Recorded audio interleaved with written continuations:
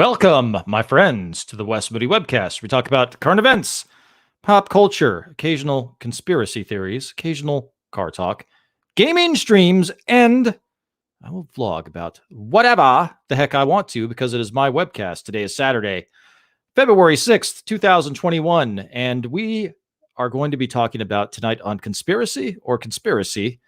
A very inflammatory article recently published by Time Magazine. And joining me, of course, to unpack this is the fandom journalist, my good friend, Drew Taylor, a.k.a. Supreme Heretic. Welcome, my friend. Hey, what's going on, man? Great to come on and talk about it. But, God, this gets on your nerves, and I think it's more so just another slap in the face, especially after all the stuff that we've been hit with since, which, even going back to when I was in D.C. on the 6th and how Congress seemingly declared the American people an enemy of the state. It just, it's just more of a kick in the nards. There's a lot of ways to describe this article. That definitely would be one of them. Here's the official story, just in case nobody knows. I'm going to reiterate it. Joseph R. Biden Jr. received 81 million votes. There was no widespread voter or election fraud, and he was elected president of the United States with 306 electoral votes, inaugurated on January 20th, 2021. And there was no widespread voter fraud, and the election was completely on the up and up. And, the people that would believe that there was voter fraud or might have questions about voter fraud will never be satisfied. Therefore, we should never investigate those allegations or bring before a court or have a court hear the allegations of widespread voter or election fraud. Did I have that right, Drew? Is that the official story? Yep. Gotcha. So yeah, a guy that didn't campaign. People were lukewarm on his side of the aisle at best. A guy that couldn't get more than 100 people. We'll be generous and say 100 people to one of his rallies. And a guy that never talked to the press, even though President Trump had increased the percentage of a Republican candidate getting the Latino vote and the black vote. Even though he increased those percentages, and historically it is impossible for a Democratic candidate to win with less than, say, 75% of the black vote, and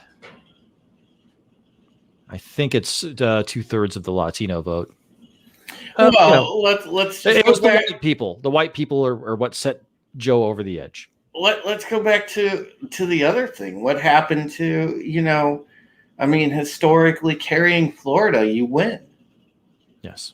And Ohio. Ohio is also a bellwether. Mm-hmm. Yeah. And Ohio and Michigan, they typically vote similarly, don't they? Yeah. Here in Ohio, Trump won, and mind you, there's a number of cities in Ohio. I mean, the one even I live in here in Lorain, it's a Democratic stronghold, and they still voted Trump. And we didn't hear reports of weird vote spikes or people dropping things off at 4 in the morning, 3:30 in the morning, to be fair. Yeah. In Ohio. No. Because shit on by and large here is on the up and up. We have like kind of a electronic ballot, if you will, when you step up to the thing and you insert the ballot card and whatnot, but it's not, it's, God, these systems they've been using forever over here west. So I don't think that they're like fraudulent or anything like that. It's not a machine anyway. Yeah. It's just a thing that, translates the paper to electronic. Gotcha. So yeah, so it seems that things are starting to sneak out into the media, and this Time magazine article would be one of the big ones. And you and I, we're skeptics, and that's fine. And but we looked at this article, and we're debating back. There's a lot to unpack in this Time magazine article, and not just to unpack the contents and the double speak, but also why it was published, and for who is the audience for this article. All this stuff. I mean, there's a lot to unpack here. Yeah. Right. Well, let's say hi to some of the chat before we go on. I mean, we've got our buddy Terry Rose is here. Hail to Jason C. Hail to you, Eric K. See you, Keck. What is up, my brother? See you in chat. Hail to you, Floyd Looney. Nice to see you here. Hail Tina. Hail RR. Of course, Jason C., my dear friend, great to see you. And, of course, the one, the only Toxic Man Flu, a.k.a. Toxic Lazarus beer tonight. Yep. Tox, you just keep topping yourself on the name game, man. Well, I was over on Clobber and Time's channel in the chat, and they were doing, they were reviewing Operation, it's just the alternative factor, that episode with Lazarus. And so I was the odd man out. I liked the alternative factor, but most of the panel, including Raquel, she didn't. They thought it was a stinker. And so yeah, that was interesting. We'll have to do a debate about that one of these days. But I actually like that episode, so I'm a weirdo, I guess. Oh God, God love Raquel, man. I love that lady. Yeah, she's great. So here's the title of this article. It's called "The Secret History of the Shadow Campaign That Saved the 2020 Election." Yeah, which that headline's a joke. It should be "Secret History of the Shadow Campaign That Stole the 2020 Election." What? I mean, that should be it right there, And I mean, even so much as now. And guys, if you don't follow her, Wes, I want to share this really quick. Of course, I gotta let me find it here again.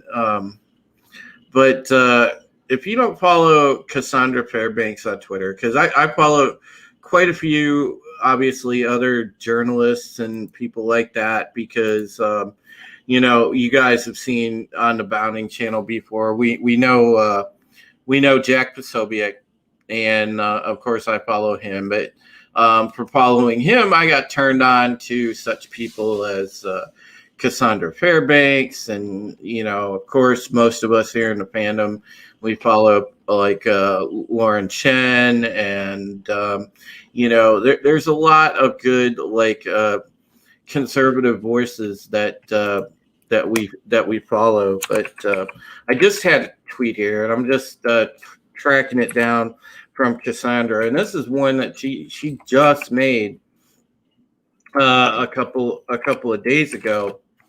And what I'm going to show you is, again, she essentially shows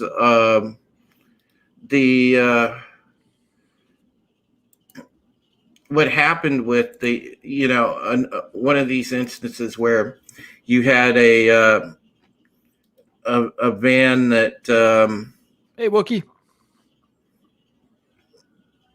Oh wow, I didn't know that they suspended her. Great. Well, that's why I think Mines is the place to be, and I mean that's the whole point of that, suspending people and putting scarlet whatevers on people, scarlet anarchy symbol, we'll say, is to keep people from communicating with one another. And I do think there are a lot of people out there on all sides of the political spectrum, whether far left, far right, at least in the alternative sense, they're realizing what's going on and they're wanting to have those conversations. And yeah, so Cassandra, I think she's also a contributor. Oh, there we go. to the Gateway Pundit because as of tonight, I think she said they suspended her boss. So the Gateway Pundit account, I think, is now suspended on Twitter. But anyhow, yeah, she said, here's a video we found of a Vote Mobile van arriving at 3:30 a.m. and 4:30 a.m., driving directly into the TCF Center and unloading dozens of boxes each trip. This was 8 hours after ballot deadline. So that ought to tell you right there. And if you want to read the story of that, that's on the Gateway Pundit, obviously. Yeah, let's go ahead and pop a link in the chat there, Drew. And of course, we have a birthday. Floyd Looney is 49 today. You are, I am 5 years behind you, my friend. We will, we'll go ahead and let's sing Floyd happy birthday. All right. Well, hang on. I'll pop this link. I'm going to pop the link to you in the chat, guys. You want to read that Gateway Pundit article, and you can check that out. Oh my God, are you serious? It goes and gives me it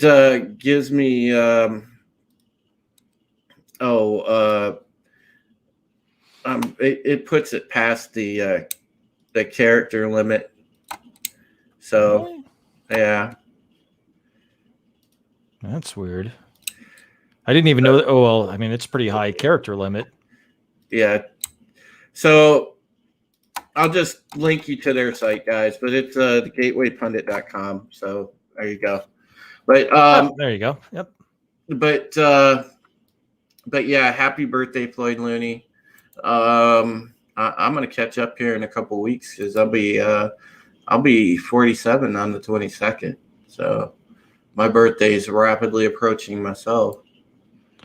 Yeah, I'm enjoying my 40s so far. I mean, it seems to be pretty good. I don't know. We'll see. They're going by kind of fast, though. That's a little disturbing. Yeah. All right. Happy birthday. Oh, wait. Ready? Mm-hmm. 3, 2, 1. Happy birthday to you. Happy birthday to you.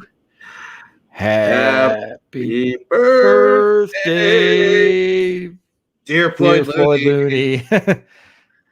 Happy birthday to you. And many more. Yep. Wow, that was our most in sync birthday celebration song ever. I don't think I've ever been so well, I mean, usually we have 5 or more people, but you know, singing it with my bottle of Pure Leaf. How about that? Enjoy, Floyd. Absolutely, my friend. Cheers to you. I'm having Crown Royal on the rocks out of my mason jar. Yeah, I'm just drinking plain old iced tea tonight, but yeah, you know that, and this is the type of thing. As I was saying with like Cassandra's, article and the video they showed there, it just illustrates the fact that we know what happened. We know. I mean, it was there plain as day, and there's not. I don't think there's anybody in this chat, and hey, just another red shirt.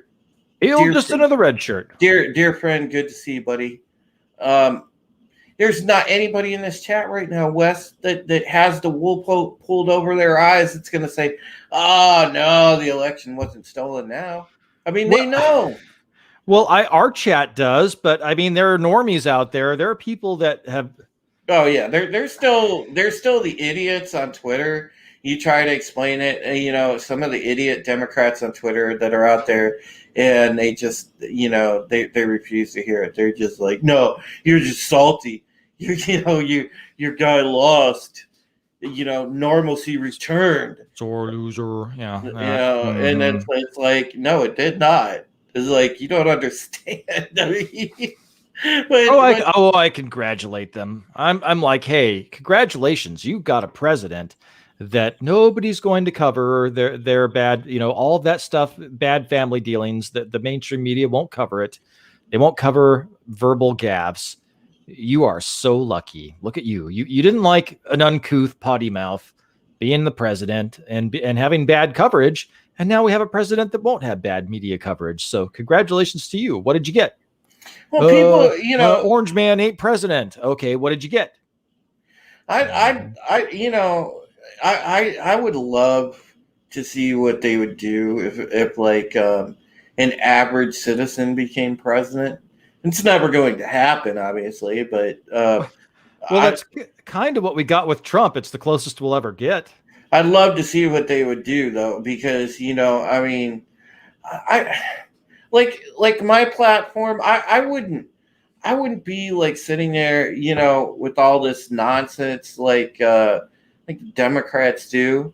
I mean, I would probably shock the Republicans too, to be honest. Like, I might have some of the very hardcore Christian people mad at me because, I'm a Catholic, but I'm not your typical Catholic guys, because I would probably, have I'd sign some holiday to appreciate boobs and stuff like that, So probably would not. I would probably ruffle a few feathers, but yeah, even though a lot of people would get National Boob Day, a lot of people would get behind that actually, and we could have proceeds for breast cancer on that day. So win-win, but still. Oh yeah, there you go. But yeah, the when you get down to it, it sucks that just like any other job, it really isn't open to the average citizen, which is kind of a head scratcher. Yep, it's who you know, and Joe knew the right people. Joe's a dummy that had two aneurysms and is basically a senile vegetable. But you know what?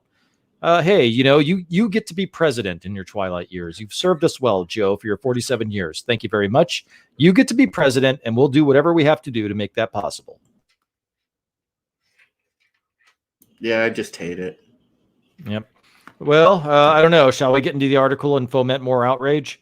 Yeah, go right ahead, brother. Take it away. Fomenting outrage. So by Molly Ball, February 4th, 2021. A weird thing happened after the November 3rd election. Nothing. The nation was braced for chaos. Liberal groups had vowed to take to the streets, planning hundreds of protests across the country. Did they? Right-wing militias were girding for battle. Were they? In a poll before Election Day, 75% of Americans voiced concern about violence. Instead, an eerie quiet descended as President Trump refused to concede. The response was not a mass action, but crickets. When media organizations called the race for Joe Biden on November 7th, jubilation broke out instead as people thronged cities across the U.S. to celebrate the democratic process that resulted in Trump's ouster. Democratic?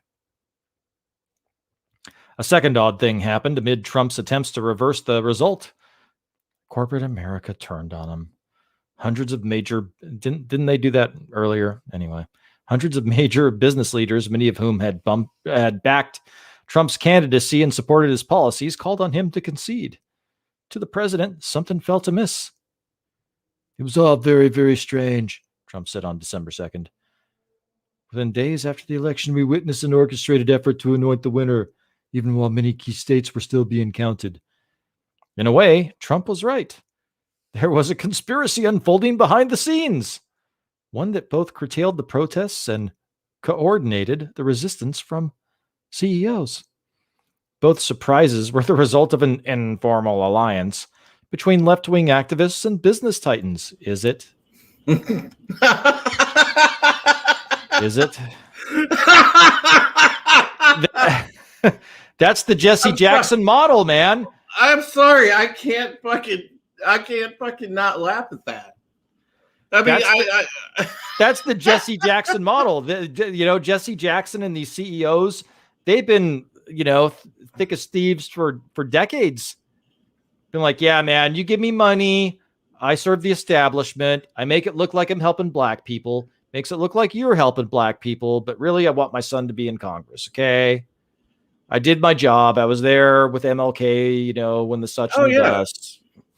If anything, Fuck off. man, if anything, if they wanted to call anybody a race traitor or something like that, you could call Jesse Jackson and Al Sharpton that, because they're the guys that are the kings of constantly selling out the black folks. You know, that they've done it. They've done it for decades. They've sold them out to make money for themselves. You know, and you know, they wink wink, act like they're in it for the cause, but yeah, they're not in it for the cause. They constantly at every turn sold the black folks down the river for profit and for personal gain. Absolutely.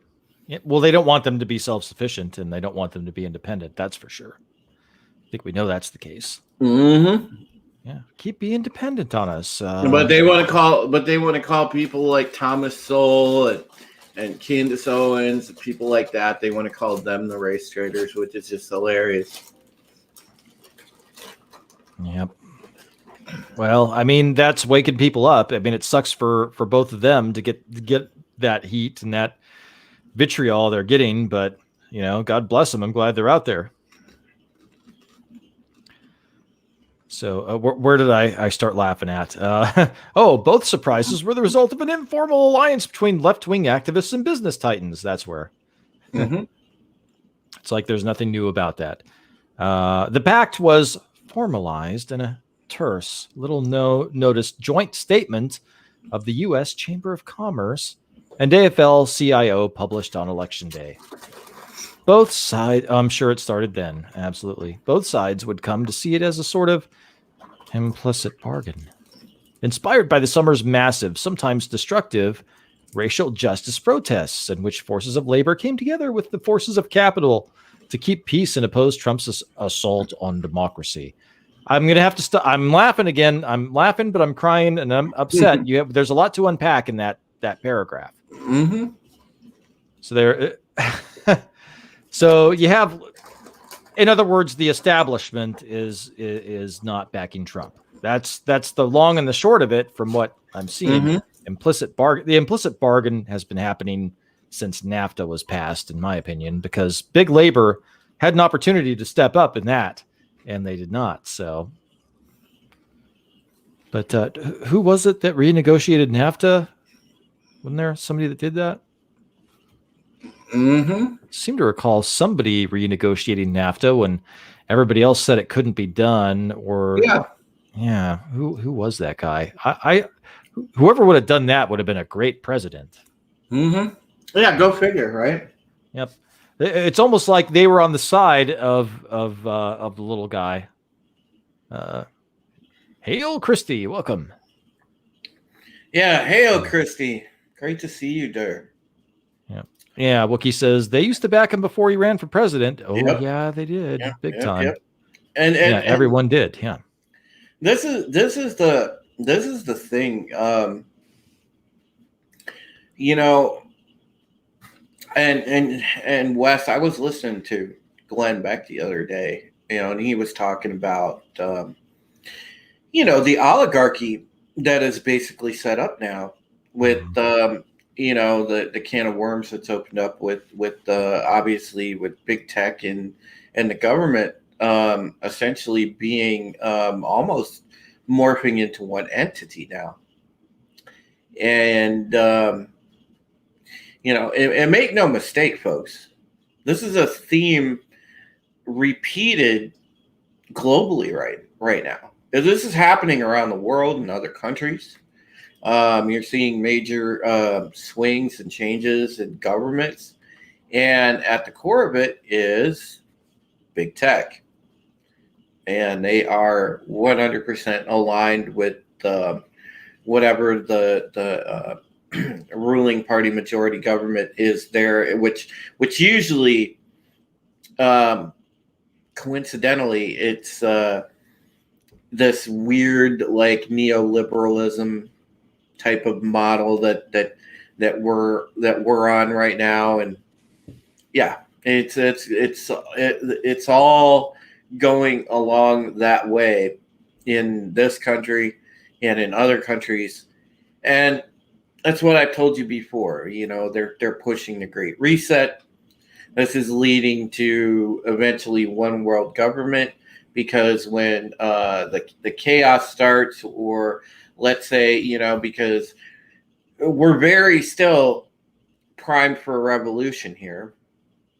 If that happens, guess who's going to come in and play peacekeeper, and that's the United Nations.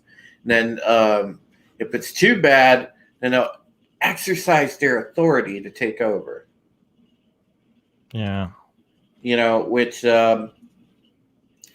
again starts us on the road to one world government if that happens. Well, that's been the stated goal for at least 100 years. Absolutely.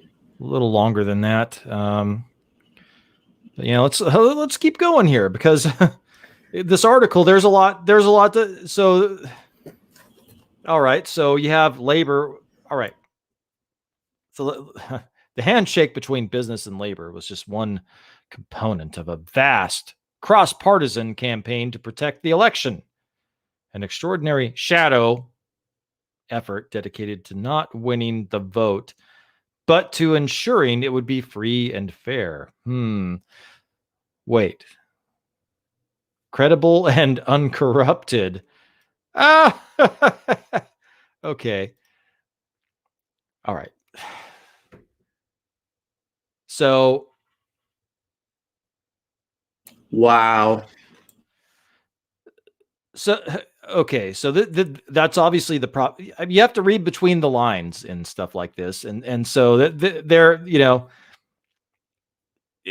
they're running this in stereo, right? So this article, if you want to believe the election was free and fair, that's put in this article for you to believe that. And if you don't believe the article, if you don't believe the election was free and fair, then this is actually some brilliant propaganda right here.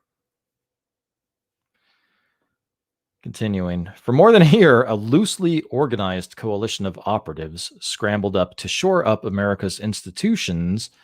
Well, that's a big question there, Drew. America's institutions, as they came under simultaneous attack from a remorseless pandemic and an autocratically inclined president. Was President Trump autocratically inclined? I thought that he was leaving those decisions up to the states and local governments. Yeah, I mean, which is that's a complete and total fallacy. I mean, it's funny. They the entire time. Well, and you guys have seen it. I've seen it. We've had a front seat to it, being on Twitter. All these rabid SJWs and Democrats that supported, Biden, that hated Trump. All the people with the TDS, that was their like little weird fantasy, man. To them, they even spun it so hardcore because they reached out every day with their hate, turned it into their own reality. I mean, that was their wet dream come true. Oh my God, he's an autocrat. Blah blah blah blah blah.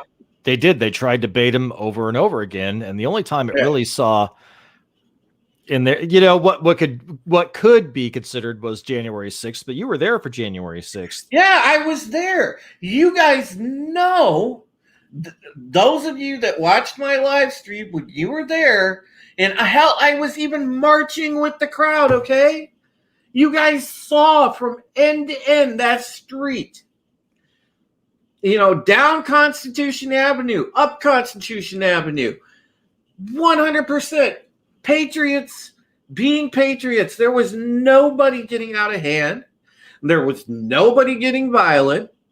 It was, if anything, remember when I was taking the video, guys, remember on the stream, people chanting "Stop the Steal," people chanting, basically the USA, things like that. There was never anything that was violent whatsoever.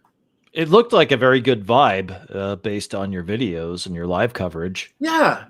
and when I was packing up to leave, when I told you guys I was going to head off for a lunch break and come back later, again, I missed the breach by 17 minutes. We know that because I explained I was on a train when the news broke. But the funny thing is I could hear even before all that shit happened as I was packing up to head to and get some lunch. You could hear like fireworks and shit off in the distance, like up by, around that area of the Capitol steps up there. Because I had made it down, I think, as far as like 3rd Street. So I was a few blocks away. And, you could hear it. And again, I go back to the fact of who uses fireworks to kind of get people riled up, nervous. Well, that was a known BLM and Antifa tactic. It certainly wasn't like anybody that would be in a patriot group tactic. That was an Antifa tactic. So you knew they were there. And I had checked Twitter. I'd been glued to Twitter like the night before and in the morning as I was on my way there. I knew that they were going to be there. Oh, absolutely. They had advertised they were going to be there. Mm-hmm. And one of the ringleaders of the Capitol breach, I believe, was Antifa, right? Mm-hmm. Yeah. And you guys have been keeping up with who they've arrested and things like that. There was an Antifa guy. There was that BLM dude. Yeah, I mean. Yep. Oh man. Well, let's keep going with this fucking article here. I'm getting mad.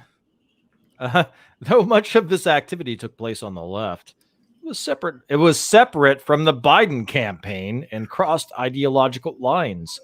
What the fuck does that mean? With crucial contributions by nonpartisan and conservative actors, unless you're calling Mitt Romney conservative. I don't know what you're talking about. Yeah. Yeah. In other words, rhinos. Mm-hmm. The scenario of the shadow campaigners were desperate to stop was not a Trump victory, really. It was an election so calamitous that no result could be discerned at all. A failure of the central act of democratic self-governance that has been a hallmark of America since its founding. So it sounds like I'm going to translate here and let me know if this translation is accurate. We were going to steal the election, and we thought that Trump was going to contest it because that's the type of personality that we anticipated from Trump. And so we were going to steal the election, and he wasn't going to go along with it like past candidates had. And so, we needed to avoid that calamitous situation where no result could be discerned at all. Well, that's exactly it.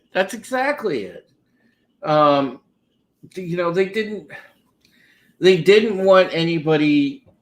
They didn't want President Trump to have a chance to say anything. It's just that's terrible. Yeah. Yeah, this is I'm getting mad. I'm gonna try not to be mad, but we got a lot of article to get through here.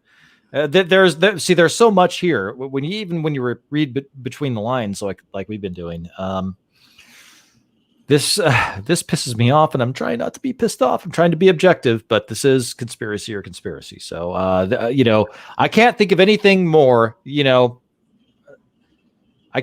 This article to me is like the JFK assassins, a reporter at Time Magazine talking with the JFK assassins and saying,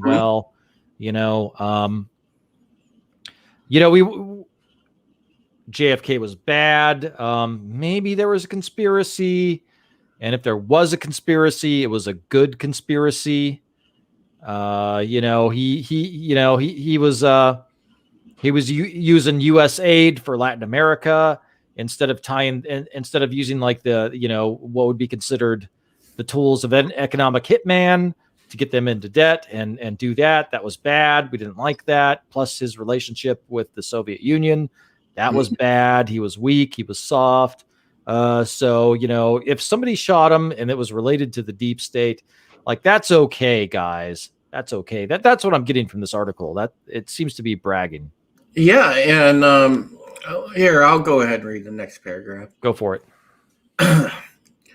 Their work touched every aspect of the election. They got states to change voting systems and laws and helped secure hundreds of millions in public and private funding. They fended off voter suppression lawsuits, recruited armies of poll workers, and got millions of people to vote by mail for the first time. Yeah, we know. They successfully pressured social media companies to take a harder line against disinformation and used data-driven strategies to fight viral smears. Yeah. Translated. We went and got people shadow banned and kicked off platforms right before the election so they couldn't warn the American people of anything. So what's the word for that? Collusion, collaboration, one of those two? Collusion, 100% collusion. Oh my God. It pressured social media companies. Give me a break. It's a big tech was on the side of the candidate. I mean, 3 big tech heads sat on the guy's transition team.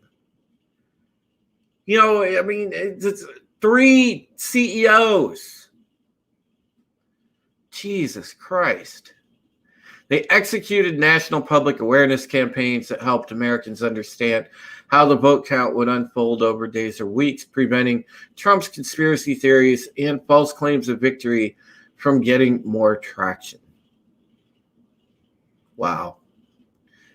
After Election Day, they monitored every pressure point to ensure that Trump could not overturn the result. Pressure points?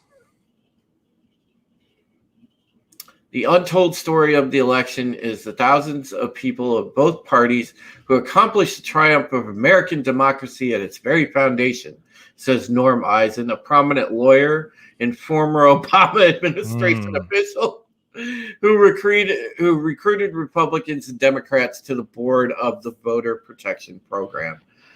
Oh, wow. So this just gets better.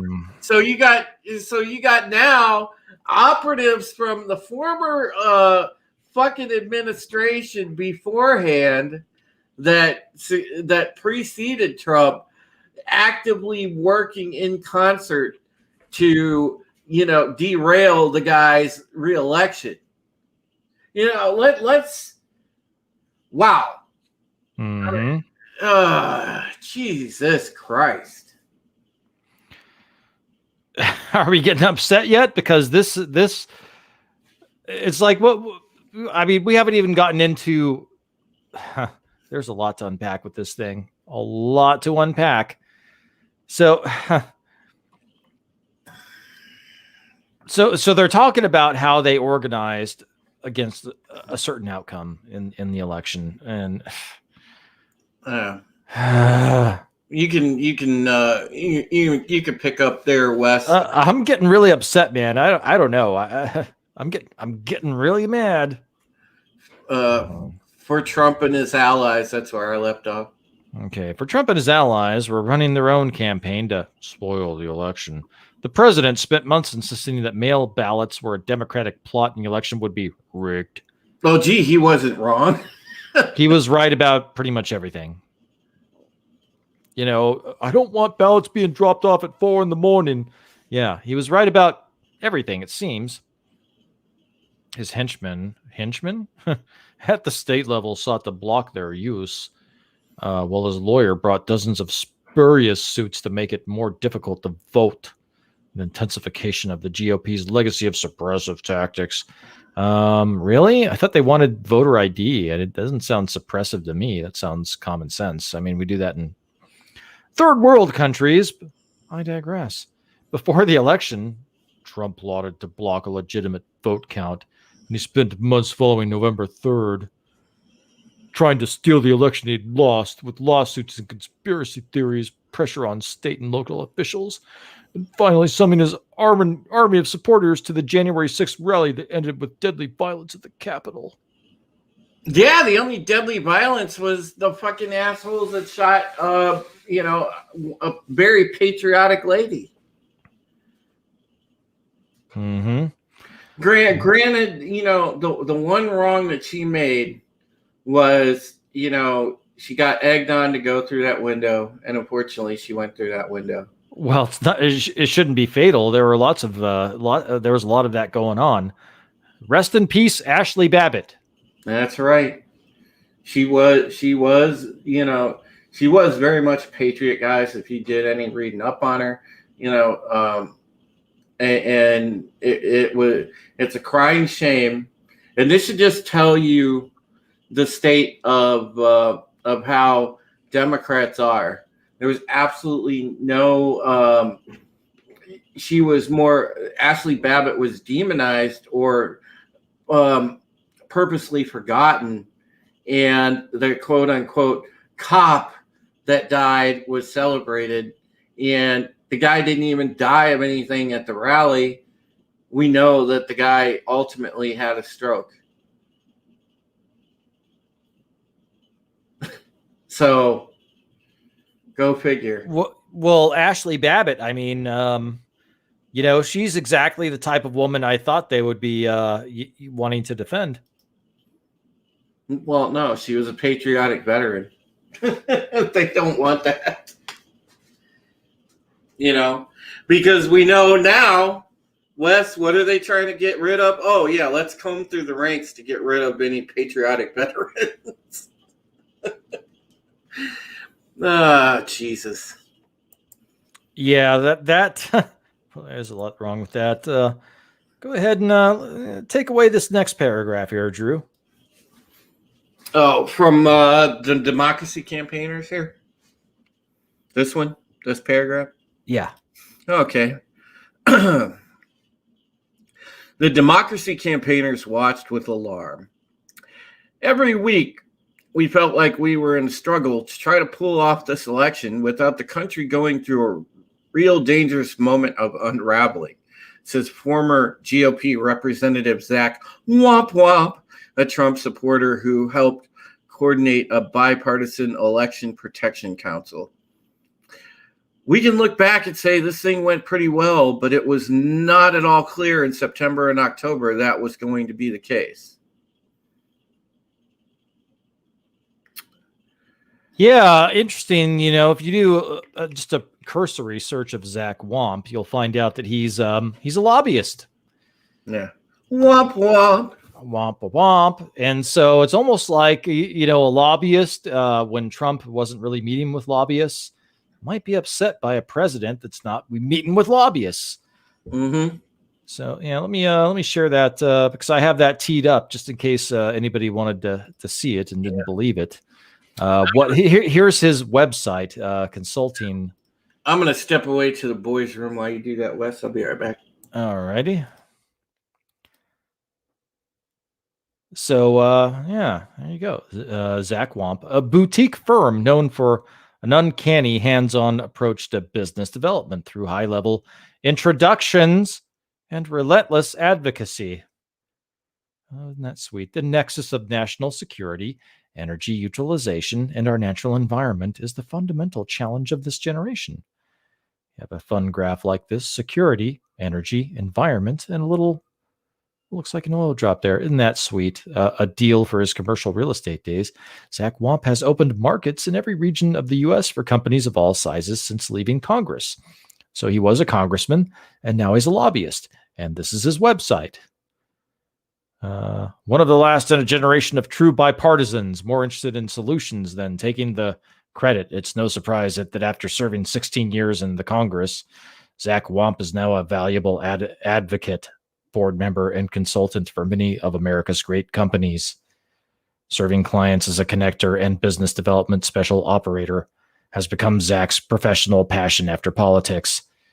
His impact has turned the dial for some of the most disruptive technology firms in Silicon Valley, small companies aiming to make government work better, and several Fortune 500s aggressively pursuing new markets.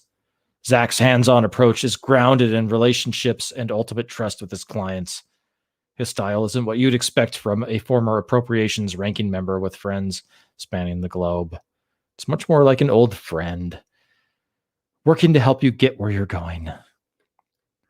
Oh my gosh.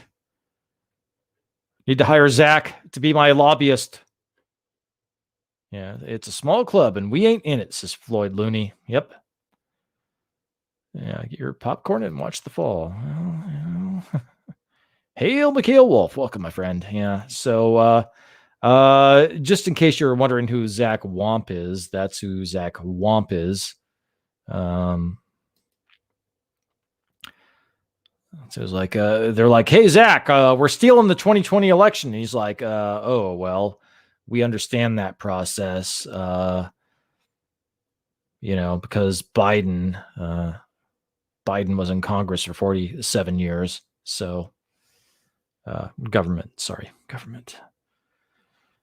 This is the inside story of the conspiracy to save the 2020 election, based on access to the group's inner workings, never before seen documents, and interviews with dozens of those involved from across the political spectrum. It is the story of an unprecedented, creative, and determined campaign whose success also reveals how close the nation came to disaster. Every attempt to interfere with the proper outcome of the election was defeated, says Ian Bosson, co-founder of Protect Democracy, a nonpartisan rule of law advocacy group. But it's massively important for the country to understand that it didn't happen accidentally. The system didn't work magically.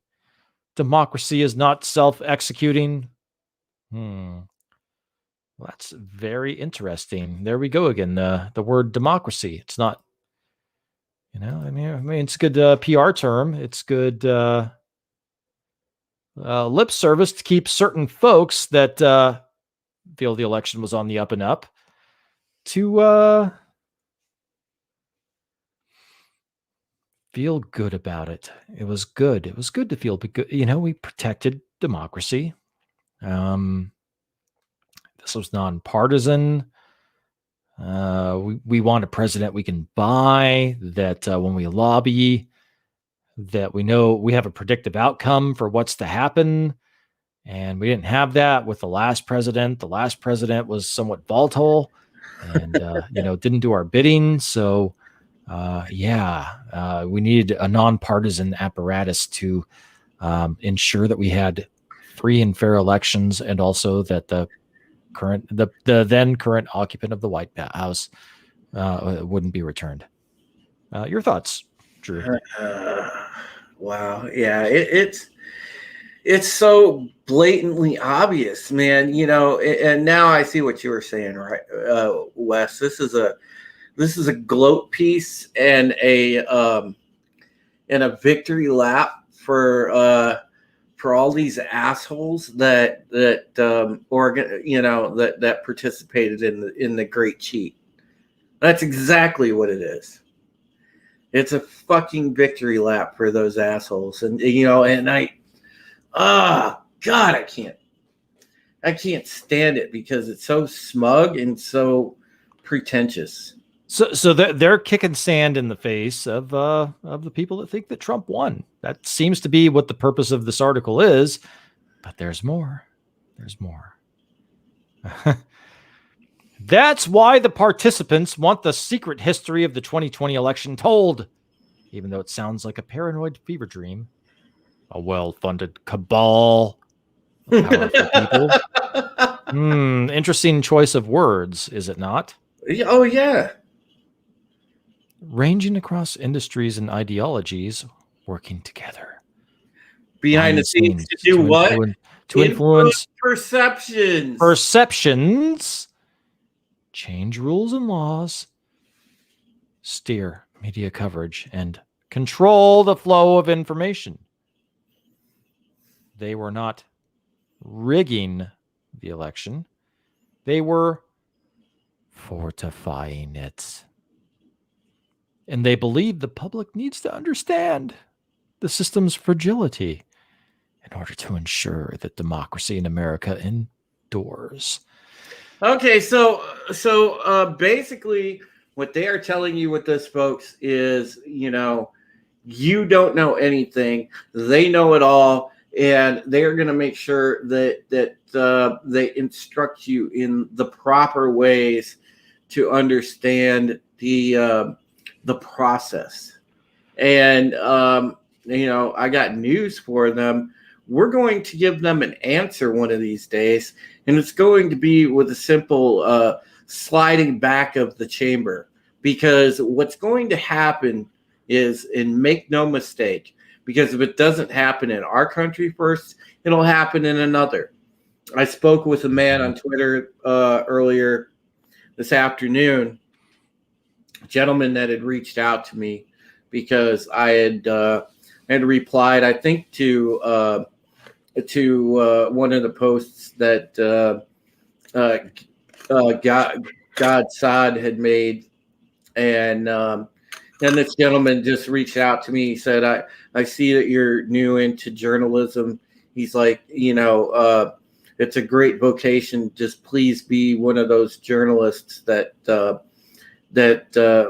searches for truth. And I said, sir, the reason I got into journalism was to search for the truth and to be one of the voices that people could trust. And he and I got to talking. He explained he was from New Zealand, and obviously over in Australia, New Zealand, they're going through a lot of this within their government. And and he's very upset and afraid. And what's going to happen?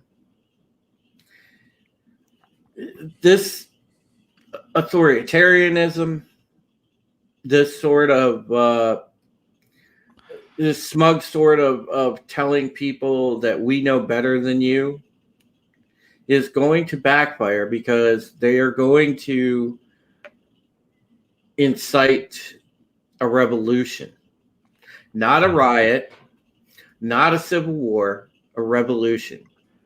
Because if they don't think that people will rise up and attempt to overthrow these authoritarian systems, then they absolutely positively sell the people short, which they are blatantly selling people short. They don't believe that people have the gumption to do it.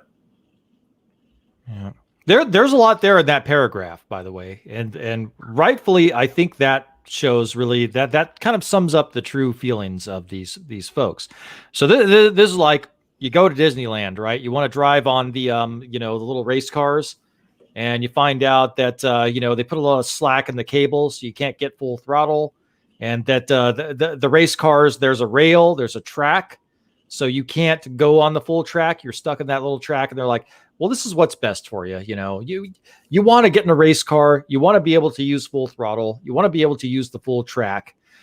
But we've decided that you're not responsible enough to do that. So we got together and we said, it's going to look like a real race car, and it's going to sound like a real little race car. But we're going to put a rail in the middle so that you can't, so that if you try to veer out of your lane, the rail in the middle is going to keep you in your lane.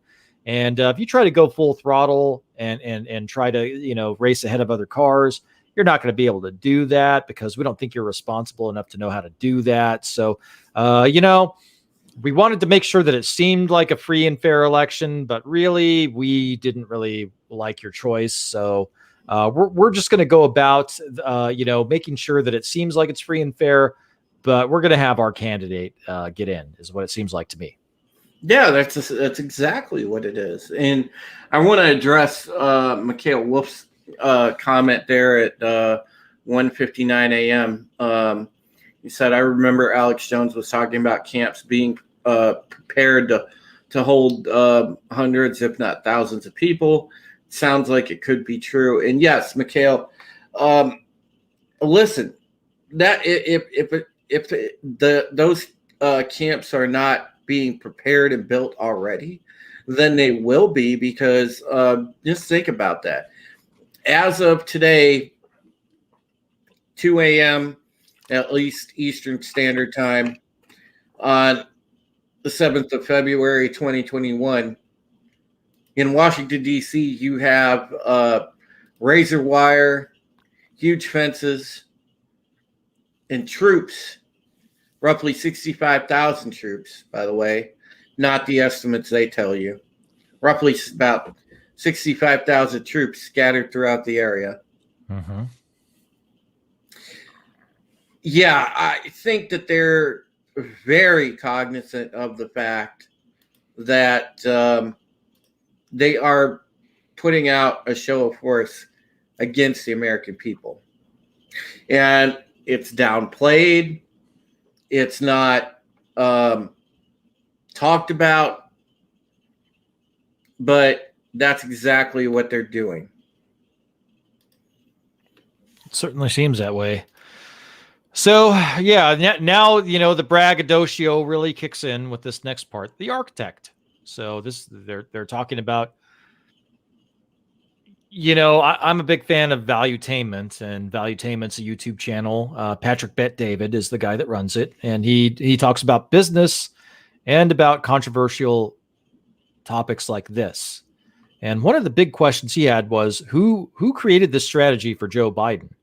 And he's very much, I don't want to put words in his mouth, but if you look at some of his past webcasts, you'll see where he comes down on election 2020. Anyway, sometime in the fall of, his question always was who designed the strategy for the Biden campaign.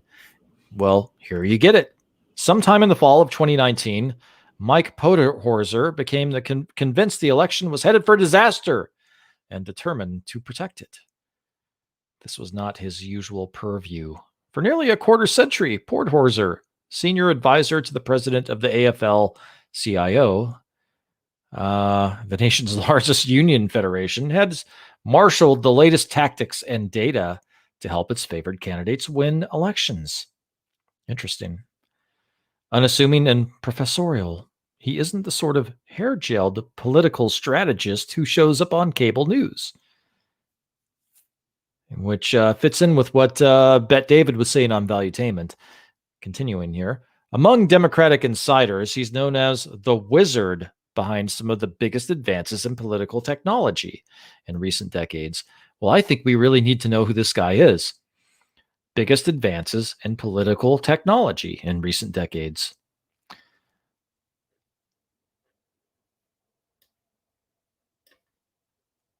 Mike Poderhorser. And I've got his website pulled up just in case anybody's curious. I'll pop that in a bit. Well, you know what? I'll pop it in. Do I have that up right now? Hold on. I still have that lobbyist shit up. Hold on. Hey, take care, Keck. Have a good night. Good night, Keck. Moira, by the way, it's great to see you, darling. Hey, Moira. Absolutely. So, hail, Eric K. Thanks for popping in, my brother. Thanks for modding. Doing a great job as always. Thanks for hanging out, my friend. Good to see you again. So a group of liberal strategists he brought together in the early 2000s led to the creation of the Analyst Institute, a secretive firm that applies scientific methods to political campaigns. He was also involved in founding of Catalyst, the flagship progressive data company Do I have Catalyst up? I think I do. Hold on. Here we do. Yes. So let me go ahead and share with you Catalyst. Catalyst, and I looked it up before showtime, and here we go. About Catalyst. We are progressives who live our values. For almost 15 years, Catalyst has been a data utility powering the progressive community. Our partners and clients contribute to this generation and the next generation of innovation in new data, new services, and new tools to help the whole community do better, smarter, and more efficient work, like stealing elections. Continuing here, combining our purchasing power lowers the barrier to entry that limits small and local movements competing with big money industry-backed special interests. Interesting. Really? Is that what's going on? Owned by a trust? Is that what's going on? Yeah, owned by a trust. So that,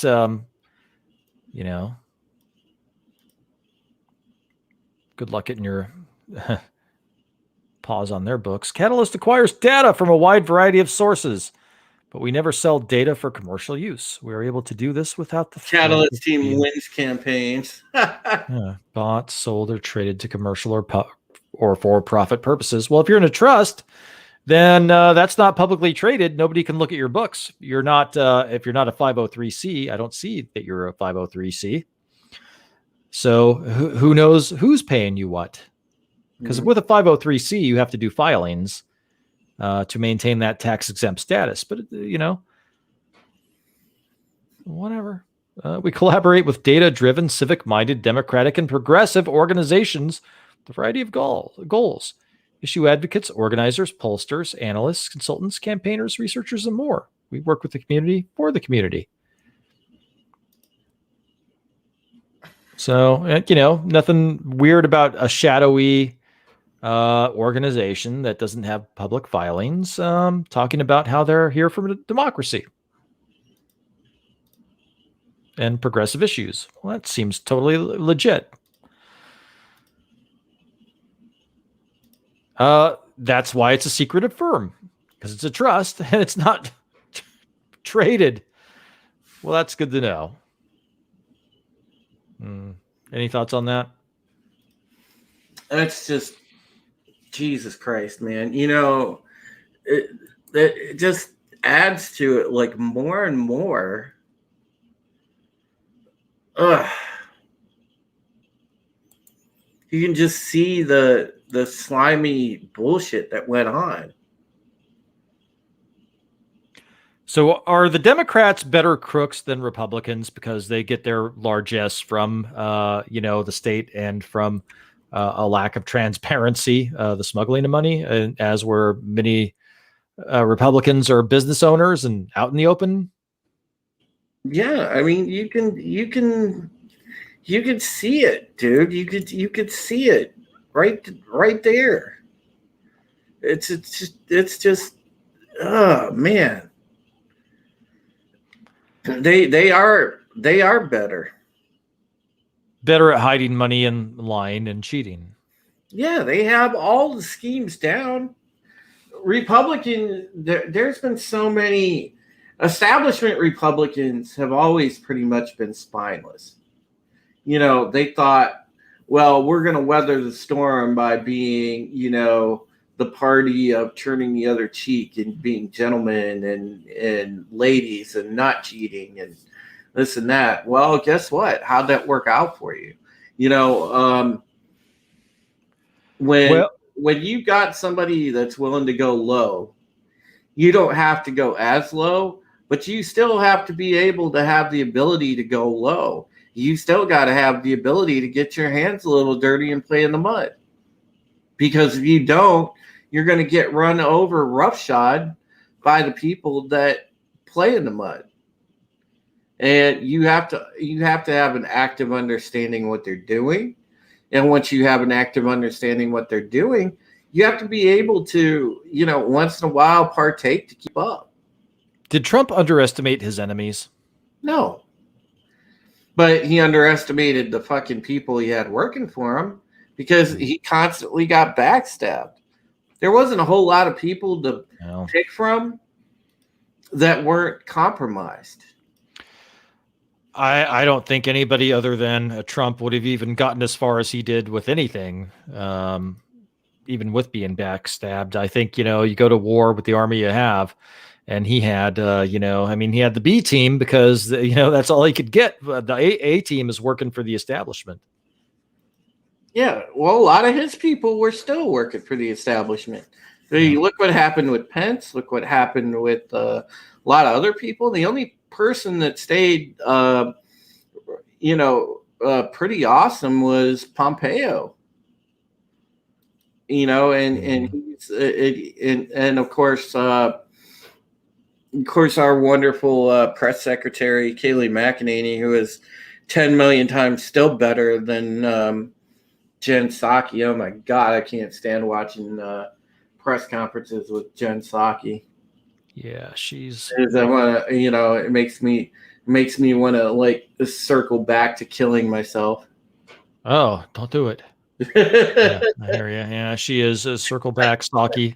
Yep. Let's see the rest of this article. This article, I'm just like, I'm stunned. But we still haven't even gotten into why it was published, honestly, but we'll get there. The endless chatter in Washington about political strategy, Podhorzer believes, has little to do with how change really gets made.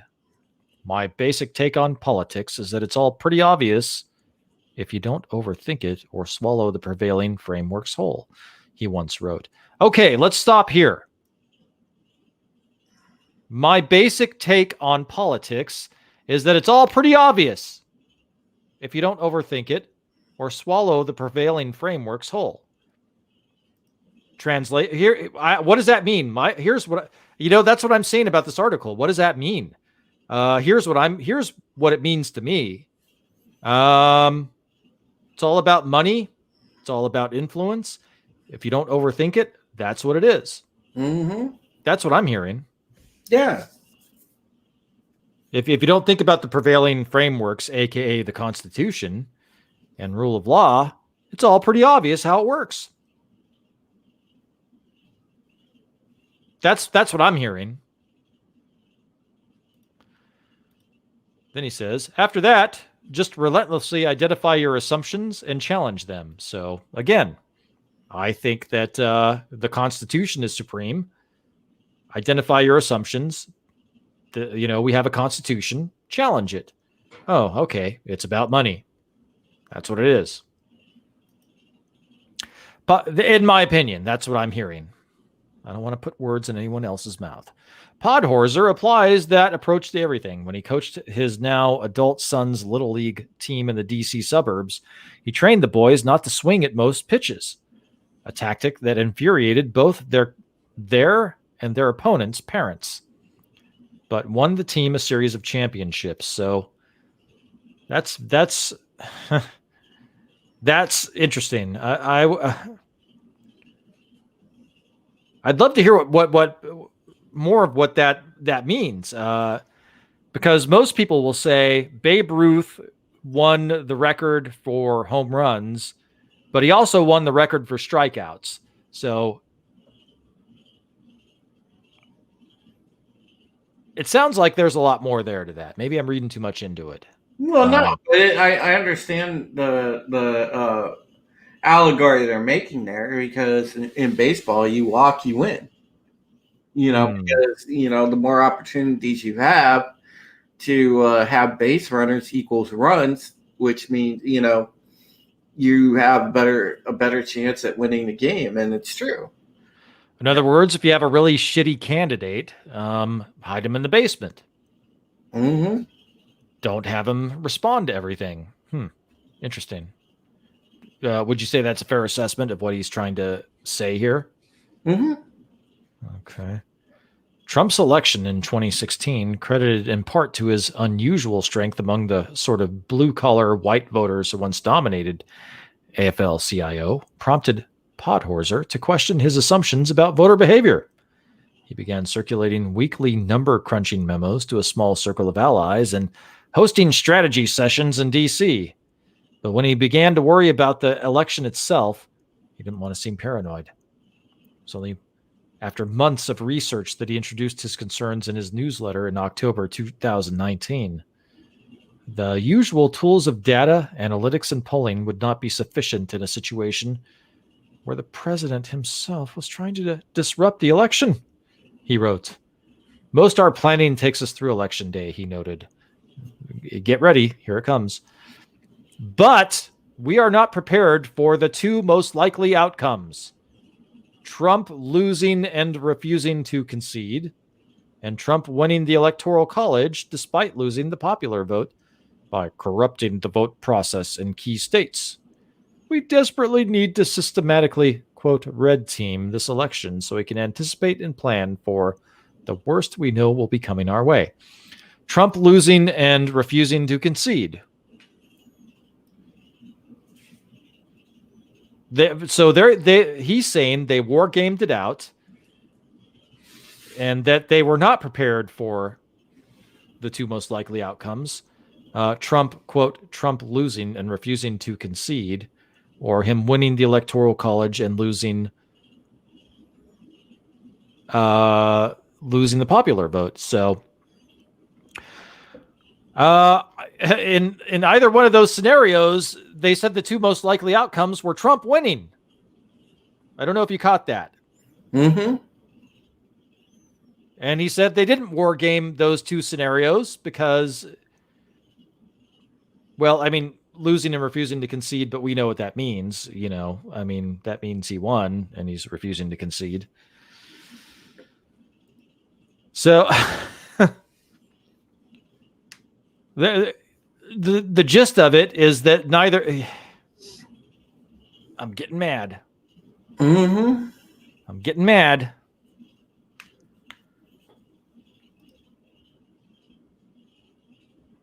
So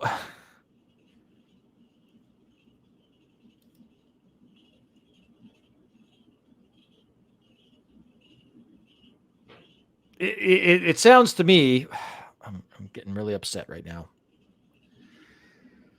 I'm getting really upset.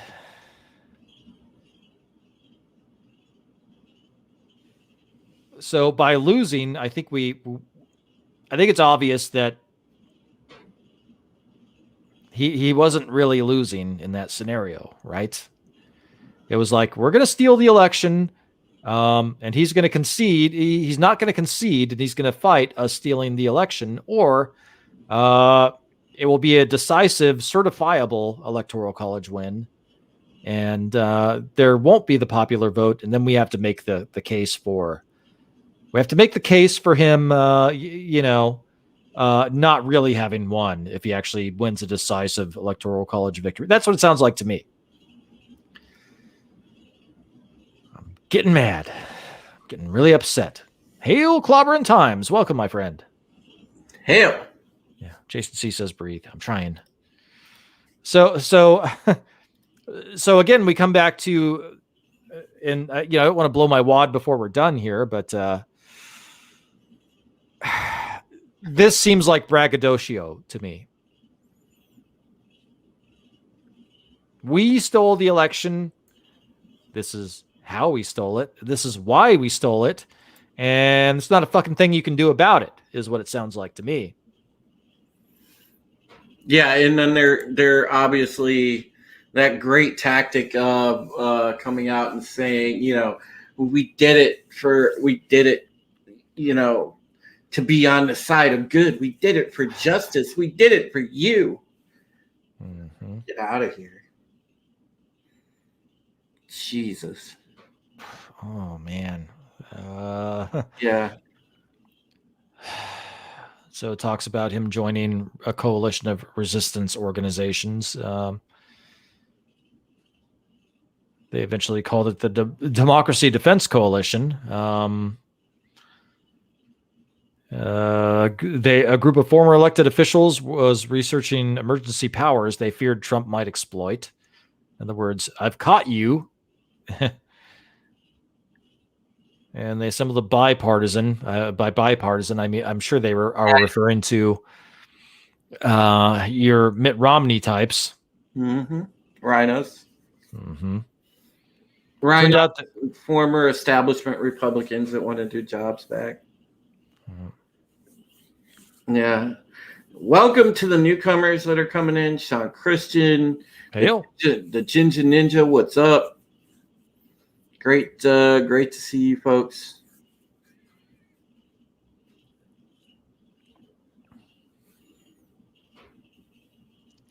Here we go. More red. See again.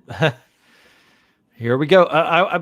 Fuck, man. I'm getting really upset. I'm getting really upset. Hail, Sean Christian. I'm getting really upset here. I'm going to try to continue because I want to see if you're seeing what I'm seeing that's making me mad. Spent months pondering scenarios and talking to experts. It wasn't hard to find liberals who saw Trump as a dangerous dictator, but Podhorzer was careful to steer clear of hysteria. What he wanted to know was not how American democracy was dying, but how it might be kept alive. The chief difference between the U.S. and the countries that lost their grip on democracy, he concluded, was that America's decentralized election system couldn't be rigged in one fell swoop. That presented an opportunity to shore it up.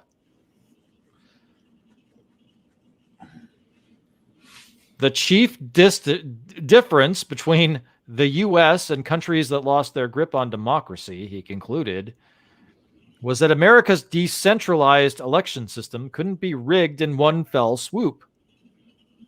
That presented an opportunity to shore it up. So it couldn't be rigged in one fell swoop. It couldn't be rigged in one fell swoop. What I'm see again, this is the double speak that we were talking about backstage. Reading between the lines. Oh yeah. We want to steal this election. We've got the right person. We want this person in office. We don't like the current occupant of the White House. We would love to rig an election in one fell swoop, but the American decentralized system can't be rigged in one fell swoop. So how do we rig the election? That's what I'm hearing. I don't know what you're hearing. No, I'm about the same place with that. Yep. Yeah, presented opportunity. Mm-hmm. Yeah, indeed. Yes, I'm getting really mad, man. I'm getting very upset. The Alliance on March 3rd. Podhorzer. Wait, what happened on March 3rd? Was something happening on March 3rd? I'm going to have to look that date up because I think something interesting was happening on March 3rd. Let's see. Lockdowns. 2020.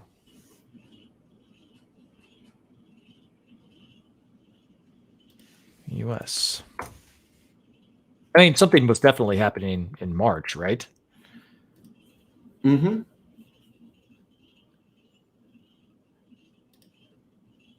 So,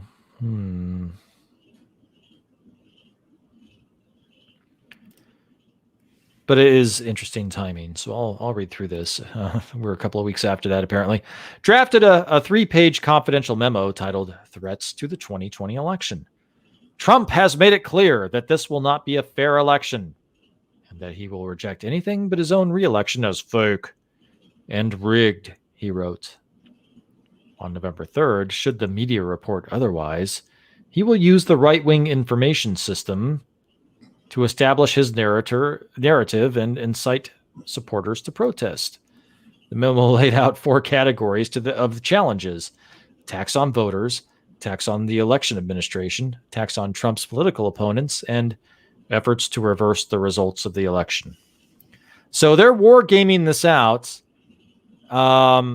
March of last year, before the lockdowns, right before the lockdowns started. Isn't that interesting timing? Your thoughts? Oh, wait. Here we go. Then COVID-19 erupted at the height of the primary election season. Normal methods of voting were no longer safe for voters or the mostly elderly volunteers who normally staff polling places. But political disagreements intensified by Trump's crusade against mail voting prevented some states from making it easier to vote absentee and for jurisdictions to count those votes in a timely manner.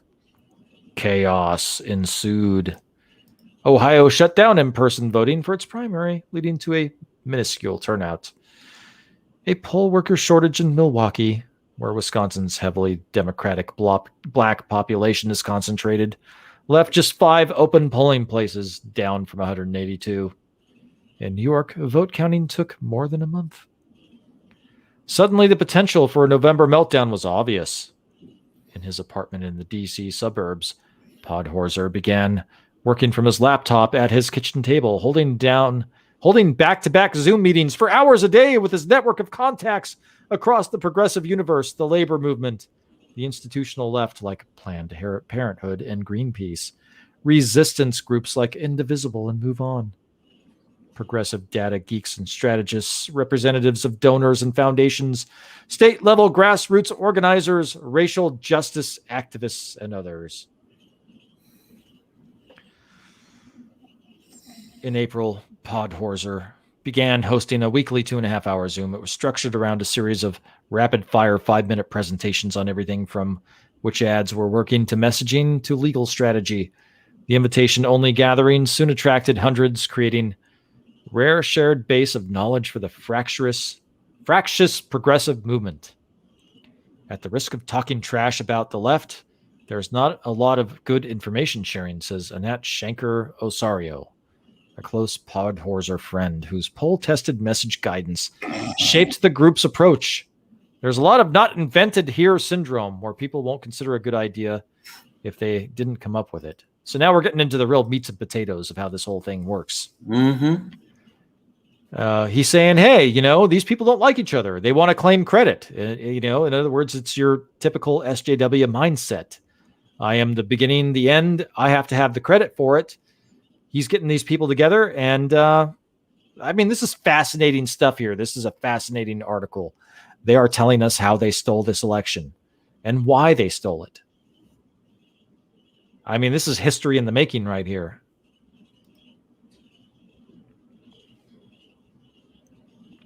This is fascinating. It makes me want to puke my guts out, because they go back and it's like, Trump's on to us. He's on to us. He knows what we're doing. We have to be prepared for his, we have to be prepared when he calls us out for trying to steal the election. Here are the points of attack he's going to make. Tehillim 29, basically an admission of guilt article that PS 19 is a psyop. Yep. Yeah, indeed. Yeah. They have a lot to be proud of. They are the alpha and the omega, pretty much. Yeah. Psychology is fascinating. It is. It really is. Yeah. I really want popcorn. I'm very upset though. I'm very angry that they were able to win.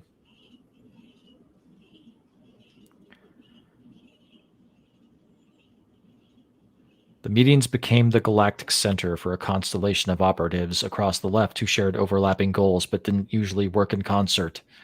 The group had no name, no leaders, no hierarchy, but it kept the disparate actors in sync.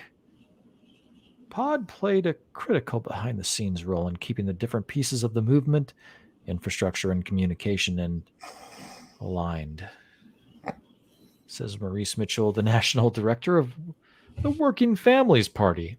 You have the litigation space, the organizing space, the political people just focused on the W. Their strategies aren't always aligned. He allowed this ecosystem to work together. So he got people that were focused on the W.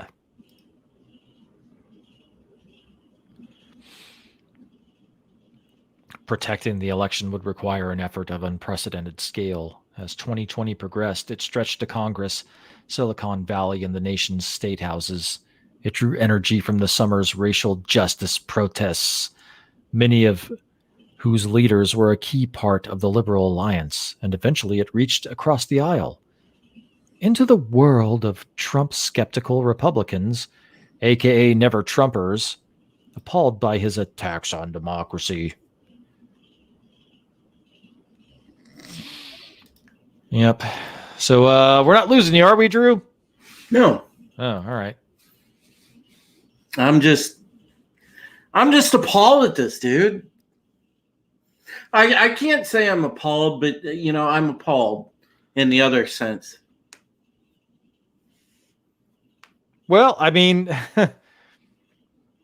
I still don't. Okay, shit. So we've got a pretty good idea about what the article is about at this point, right? I mean, the whole article goes on like this. I think at this point, the question is why write this article? Why publish this article? What does that do when there are allegations of election fraud or shenanigans or monkey business or whatever term you want to apply to it? They're telling you what it was like to put together this operation, the players involved, why it was done. So why publish this article? Well, Floyd,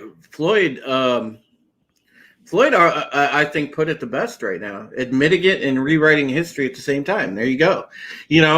Because obviously we already know that they do that. I mean, don't get me started, guys. You know how I feel about history. Those of you that are my friends, you know that I'm a very, very big proponent and advocate of history. And understanding the history of our country. I'm a history buff. And yeah, they are going to frame this as being on the quote unquote right side of history. So Floyd is 100% correct. But so basically what we're seeing is, if Alan Dulles had talked to a reporter behind the scenes and said, yeah, we fucking capped Kennedy and, we were safeguarding democracy. He was a unique threat to democracy. We didn't like some of the stuff he was doing. And so he ended up dead. And maybe we had operations that were, in place that could cause that to happen. We didn't use them, but it's a good thing he ended up dead. Otherwise, I mean, is that what we're seeing here? A 2020 example of basically the Kennedy assassins coming out and saying, yeah, we knocked him off. Well, we could have knocked him off. We had people that got together that normally wouldn't get together, and he ended up dead. And it just so happens he ended up dead by the exact methods that we're accused of making him dead by. I mean, is that what we're seeing here? Mm-hmm. Yeah. And also, don't forget, and I hate to give them credit for anything, but Democrats and the establishment as a whole, they learned the hard way that that the people could have a difference of opinion with them back in 2016. Yep. They were not going to let that happen again. Because if you think about it, folks, they love to lord over you. They love to rule over you. They look at you as nothing but plebs. I mean, let's be real. And their outrage was, how dare the plebs have this kind of power? How dare they have this kind of say?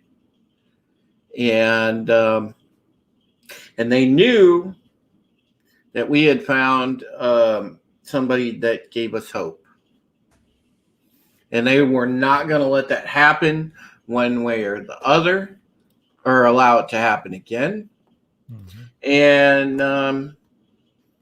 And so they went to extraordinary measures to see through. And this was their fail-safe. This was absolutely 100% a shadow operation.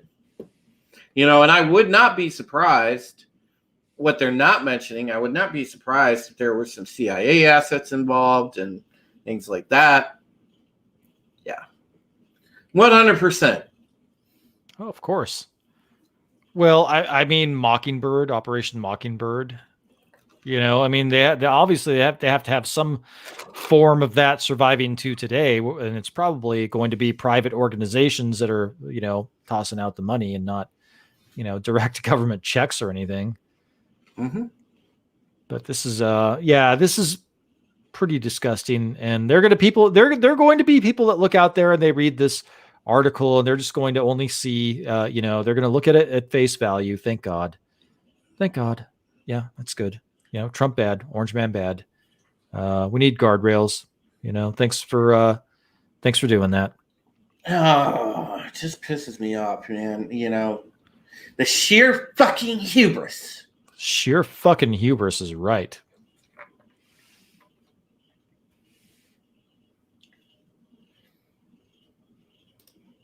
Yep. So Commander Ed Straker of Shadow says every one connection with this connect the dots out loud story will be self-rich or flee the country, even though it was meant as a victory lap for the election theft. I think a victory lap for the election theft is exactly that's what I'm seeing this article as, a victory lap. Like, hey, we fucking got away with it. Well, can't do anything about it. I want to see. I have my own theory on the pandemic. I don't think that was a thing from here. I do think that was from China. I do think China has a global operation set up because they want to, they want to essentially have their seat in the, global, the global order, the global pecking order, if you will, as being number one in the world, and they weren't going to take anything less.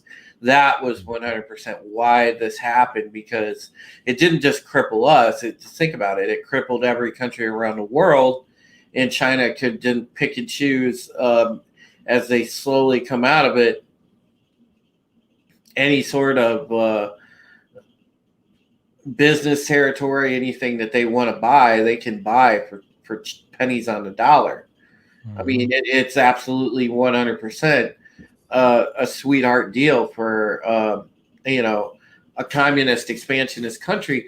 Country. Not waging a war of attrition or an actual global war.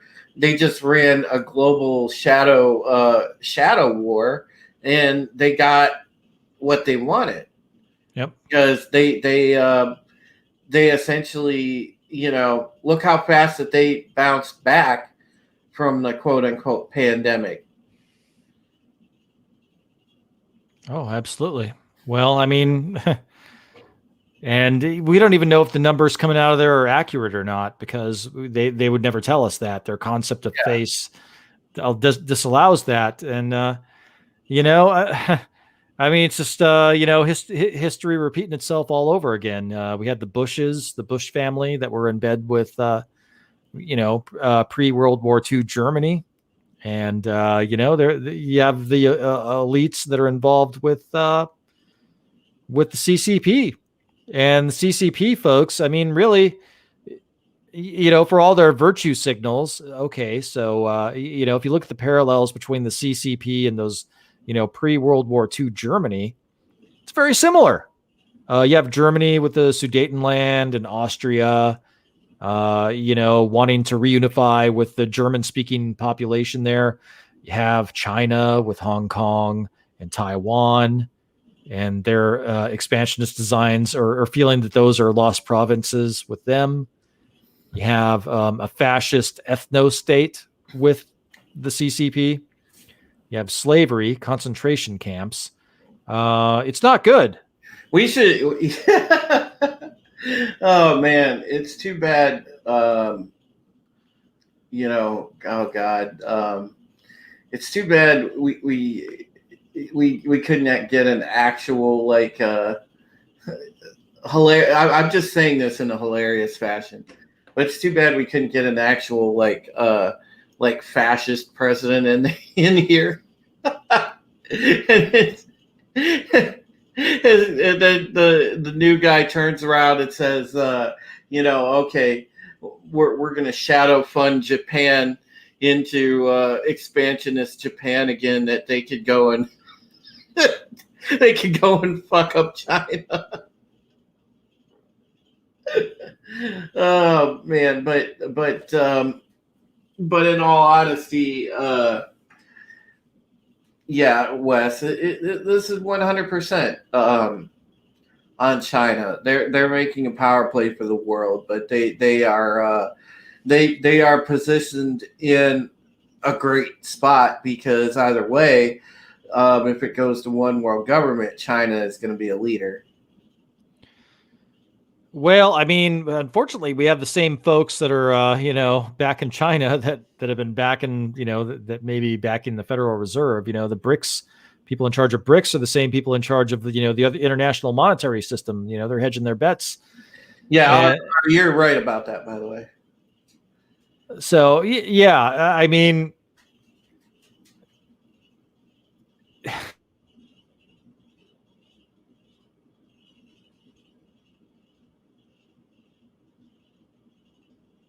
Yeah, it's crazy.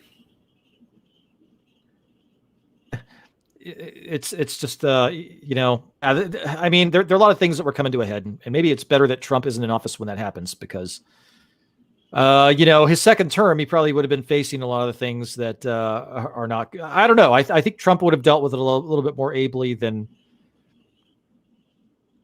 At least there would have been somebody fighting for the United States interests if you would have had a Trump, regardless of how bad things may be with the Federal Reserve or debt or this or that. Trump knew how to play the right cards, and Jesus Christ, man, I'm getting so pessimistic right now. I can't even, man.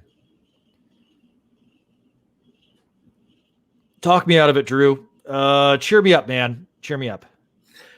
Oh God. Well, number one, there needs to be where this is happening on the world stage, in all these different countries that are having democracy threatened by corrupt parties, globalist friendly parties.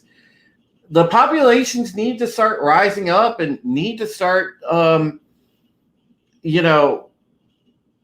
toppling these authoritarian regimes. I'm sorry, but it needs to happen naturally. There can't be a company that sits there and plays world police about it, because if that happens, well, you just give in to the warmongers. There needs to be grassroots revolutions across the globe, to be honest. So was in your opinion, was the Capitol riot, quote unquote, was that AstroTurf? Was that like the Reichstag fire? Was that we're just going to people were let in by the Capitol Police, or maybe those people were patriots or not? That was no. Yeah, some Antifa people mixed in there, and it's like, this is a MAGA riot. It's the Reichstag fire. We need to Yeah, no, this is people. What it was for people to voice their displeasure to the government, and hopefully get through to the government that we're displeased, and you work for us, and we want our voice to be heard. We want you to talk to the people that you work for, and they wanted some answers. Yep. And unfortunately, it was taken as a sign of disrespect. It was taken as, well, these people, they just don't know anything. They don't know what's good for them. And then, of course, you had the whole thing where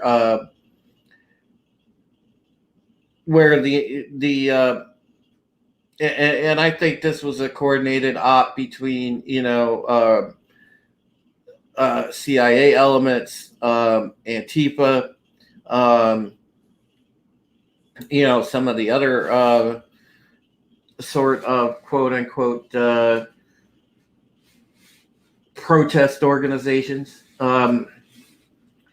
It was definitely designed to, the counter operation was designed to make the America First movement look bad, to set it back, to get rid of it. They had already pretty much thought they had gotten rid of Trump, so they were going after the movement. And what better way to take down Trump and the movement in one fell swoop than to blame January 6th on them. So they got what they wanted out of it. They got an event to happen, and they got for America First will be held forever as the patsy. That's exactly what they wanted out of it, and they got what they wanted. Well, because the media immediately ran with the fact that it was Trump supporters. Well, now we come into what's going to happen next. We're only 3 weeks into this this fraudulent usurper in the White House, and we're only 3 weeks in, and they're already talking about this stuff, the collusion really between social media and other things, and we're already seeing people banned and demonetized, and we're not even 3 weeks into this fraudulent usurper in office. I mean, I'm a little concerned.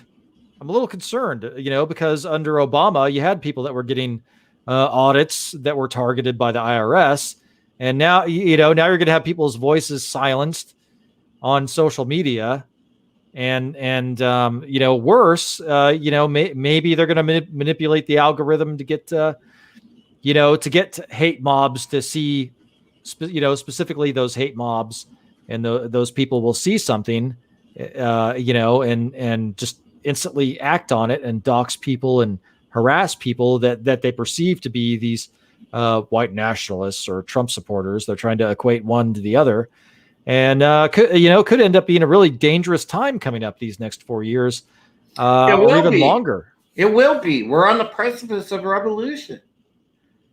We are on the precipice of revolution. Make no mistake about that. When I had my stream the other night and I was talking about the military stand down and sweeping through the ranks to essentially kick the patriotic people out or sideline them in some form or fashion. I mean, look at that. I mean, what does that tell you right there? Because if they do that, there's nothing to keep them honest. There's nothing to stop them from, taking the, rest of the people that are loyalists and saying, okay, this is going to seem weird to you, whatever, but we need you to go down this list of people, go door to door and detain these people.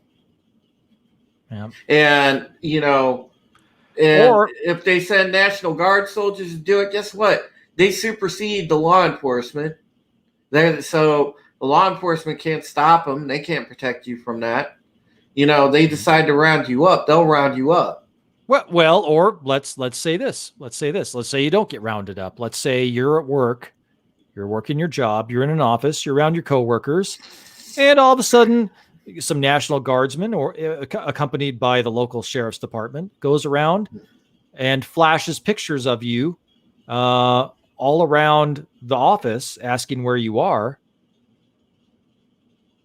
and it scares the hell out of all of your coworkers and the management there. And they're like, yeah, we don't know what this guy did, but that's drama, that's trouble. And they do that and harass people that way. There's no arrest made. There's no violation of civil liberties. They just send these people to your place of work, or, to your church, or, whatever charitable organizations that you happen to work for.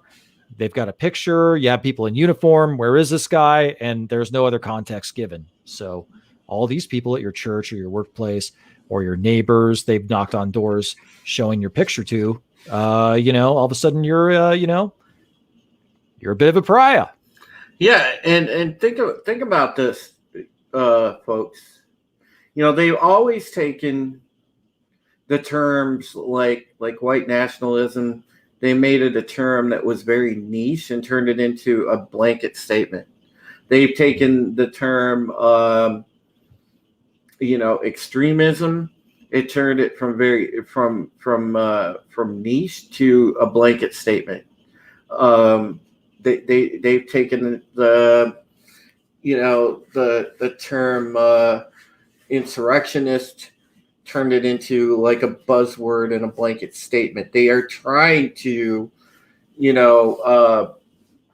use their SJW way of demonization, but apply it to, entire swath of the country, which is like I said, they go and paint an entire swath of the country as extremist. It's crazy, but they can do that now. And there's still idiots that buy it, because if somebody on the news runs with it, yeah, they're gonna buy it. Those idiots that sit there glued to their TVs, addicted to the 24-hour news cycle, yeah, they'll eat it up like Jello. They love it. But yeah, it is scary, because guess what? It every time people start buying into that, it makes it more accepted. It makes the word get thrown around more. They know exactly what they're doing. It's a propaganda campaign. It's terrible, and the worst thing is when the population actually is in the right and begins to question, begins to fight back, it's just like Sean Christian said, that the pro-Trump insurgency, things like that. Mm-hmm. Yes, it's they're the minute that happens, they're going to say, "Oh, it's an insurgency," and then they're going to have their other excuse to send in the military. Well, go ahead. No, I'm just saying that's why they're thinning the ranks now. They want to get, because here's the thing about being in the military, and I can tell you this because I didn't go when I enlisted, and I had a good reason for it. I explained it on my show when I did the stream. At the time I enlisted in the Navy, I had gone in with a specific plan. I wanted to get into aviation, and if I didn't get in aviation, because I wanted to have a job post Navy career to fall back on. I wanted to do a civilian aviation job. Well, they were going to throw me in on a general enlistment and throw me out in the fleet. And I'm like, my recruiter never told me that. So after I sat down with the job counselor, I said, yeah, I'm not going. But the thing I did know before that, which, by the way, I got an 85 on the ASVAB, guys. I kicked ass. But the thing was, I know for a fact in the UCMJ, it tells you, I will not follow unlawful orders. Well, they're getting rid of the people that actually will stand up and not follow unlawful orders.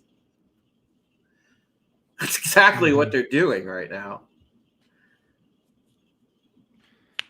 Well, one hopes. I mean, that's one of the things I'm thinking about is when they had the stand down and the thinning of the. I mean, there's so much to unpack there, Drew. I mean, fuck, man, we haven't even gotten through half that article about them bragging, in my opinion, about stealing the 2020 election. We have the stand down order, and who's it directed at? And first of all, I've heard from some of our folks in the chat that are in the military, and they said they're speculating that it's a rolling stand down. and that we've done them in the past for safety issues. But the fact is, who are they thinning from their ranks here? Are they thinning the 18, 19-year-old enlistee? Is that the person that they're thinning from the ranks, No, they or won't thin out the impressionable people, not at all. So, yeah, or they want to thin out the officers that might have some questions about the. Oh, they're definitely going to thin those people out. Yes. Yeah. So exactly, that's one of them. So there you go. That's what we're talking about. Who they're targeting, and I mean, you can say it's military wide all you want, and maybe there will be an 18 or 19-year-old they might use as an example, but they're really going after people in positions of authority. But right? just the concept too, Wes, of the average soldier. They can look through. If I'm an average person in the Navy, they could pull my file, just look through it, and say, oh, well, let's see, Petty Officer Taylor. Well, he is, interesting here. He has friends with, this political leaning. Well, yeah, we better tell him that either, he's behind a desk or he's out. It's there's going to be a loyalty test, and then if not, it's like I said, they're going to comb through files and they're going to kick people out, or just urge them to take a retirement. It's bad, they're look what they did with the National Guards people. Mm-hmm. It's a loyalty test 100, but it is a purge too.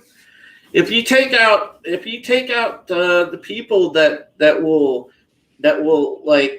refuse to follow an order because they know that it's not the right thing to do, then there's nothing to stand in your way for giving those orders. Now, there's so much to unpack here, Drew. I mean, there's so much going on. Even I'm slightly overwhelmed by it, and that's one of the reasons why I'm having you on, because what's going on also, and you keep me centered and grounded here. But I mean, there's a lot going on, so I might be all over the place. So we have the actual going through the military and the rolling stand down, which under the auspices of getting rid of extremists, which could also be used for getting rid of people that believe Trump was the duly elected president in 2020. And then you have the possibility that the stand downs are a payoff to Joe Biden's Chinese overlords to weaken our national defense standing. Oh, absolutely. That too. That's part of it. So, well, yeah. So you have all of this going on. It makes me sick to my stomach. It really makes me want to puke my guts out, because I don't see how you can look at this and see it any other way. Yeah. So, in addition to going through and purging the military of Trump. I like RR's last comment right there at 3 a.m. They want brown shirt to say, I'm just following orders as they cap an innocent person in the head. And it's an extreme example, but that's exactly what I'm talking about. Because, there's going to be people, loyalists, for whatever reason, they're going to be loyalists that, either they fear for their life. They don't want anybody, they don't want to be, painted as a pariah, whatever. But there's going to be loyalists for different reasons. And, that's that. But sure, if there's a situation like where, like as I said before, we're on the precipice of a revolution, there's going to be a lot of people that are going to stick with the unjust side, because they're afraid. And that's what it boils down to. They're afraid, or they're threatened. They're afraid, or they don't even go that second level into critical thinking to evaluate what's happening. Oh, yeah. And so, I mean, this is all very disturbing. This is very disturbing what's happening. Some of it won't sink into people until the shooting starts, sadly. And that's just the truth of it. Everybody wakes up eventually, Drew. Some people wake up at 4 a.m. Some people wake up at 8 a.m. Some people wake up at high noon. Some people wake up 2 minutes to midnight. Everybody will wake up eventually. Yep, exactly. Give me 1 second. I'm going to step away to the restroom. I'll be right back. All right. So yeah, this is very disturbing. What's happening here, and I guess in a way, I'm kind of shocked, and I don't want to believe it, but it's happening. TLM29 says anarcho-capital communists. A lot of them follow the literature of Peter Kropotkin, who showed some favor towards communism, who wrote The Conquest for Bread. Not familiar with it, Tehillim, but I'll check it out.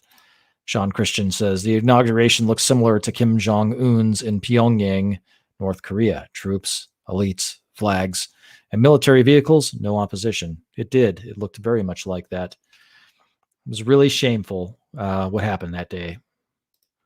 Floyd says, many people will fall for the propaganda and will fight for the wrong side. Sadly, my friend, I think you're probably right. This is very disturbing what's happening. And, our wealthy elites live in a bubble, and they're wealthy degenerates that are insulated from that have been insulated from the consequences of their actions. They're so used to doing things the wrong way, and there are so many of them, and they're so organized and so in control that they fear even somebody that they can't control, even if that person ideologically might be somewhat of a match to them for business. But they're not interested in fair competition. They're interested in getting an edge, having the government be on their side. That's what they're interested in, and a lot of that you have to trace back to our intelligence establishment, the military-industrial complex. The National Security Act of 1947. You have to trace a lot of it back to that, and we need to go back to the Constitution. And what we're seeing now is just we're moving into a next phase, and I'm not sure if that next phase is, we're moving into the end, the late Roman Republic with Sulla in office, or I'm not sure if we're moving into the fall of the Roman Republic with Caesar crossing the Rubicon. But in any case, it's not good. Or are we moving into the fall of the Roman Empire, the late Roman Empire? Are we in the Roman Empire where it goes from the Principate to the Dominate, or is that where we're at? It's all very tough to see the historical context, but it's not looking good. I mean, all of those governments had a lot of what we're seeing today. Debt, the debasing of currency, all of that stuff, and it's just very disturbing. R says it's happening, and it's only going to get worse before it gets any better. Buckle up. Yeah, shit. Yeah, I did see some delicious irony on Twitter, like just people bitching because and Democratic voters at that, you could tell, because they were like, I didn't vote for Biden for this. Had I known this, I would have never voted that way. Because people were talking today. I saw on Twitter, there was one thread I looked at, and a bunch of Dems in there, like, I can't believe that. Why would he not just be proactive and get the stimulus checks out, man? I need help. And people thought that they were going to get help, and it was going to be like unicorns and rainbows, and they are now having buyer's remorse. And it's hilarious that it's fucking sinking into them. And I resisted the urge, guys. I successfully resisted the urge. I wanted to post to them, told you so. But I just, I didn't. But, and I probably should have, because it would have felt very satisfying. But, it just, man, it's like, why would you have voted that way in the first place? And it's all because, they were under the fucking spell of TDS. Yep. So they didn't use any critical thinking skills and actually think big picture, about I don't like the president, but what is my alternative here? Is this guy going to do what he says? They never asked those questions before they checked that box or pulled that lever for Biden. And, now you got buyer's remorse. And now you've got an authoritarian police state in Washington, D.C. That's bad. It's really bad. Nowhere in the world right now is there a capital that is as, has walls upon walls up, razor wire around it, everything else, and troops in the streets. Now think about that. That's crazy. It is. Oh man, I'm just not looking forward to these next four. I mean, it's already this bad, and they're going to come after us. I mean, whether it's under the auspices of some random asshole coordinated mob on YouTube, they're going to come after us, and they're going to take whatever we've said on the internet out of context. They're going to paint us as horrible people and contact people that we know or we may be linked with on social media and try and paint us as wackos and nut jobs, or worse yet, insurrectionists. Yeah, or what do they like to call us? They like to call us white nationalists. They like to call us conspiracy theorists. This is like, here's the thing, and you want to talk about strange times, folks. Think about this. There's a lot of people, especially, because we know what Antifa is about and things like that. But at the lower levels, like in the actual grassroots part of Antifa, in the grassroots part of other movements that heavily disagreed with Trump, like BLM, Boogaloo Boys, people that aren't actually communists but were more or less like followers, they're even starting to say, holy shit, this is the shit I was fighting against in the first place.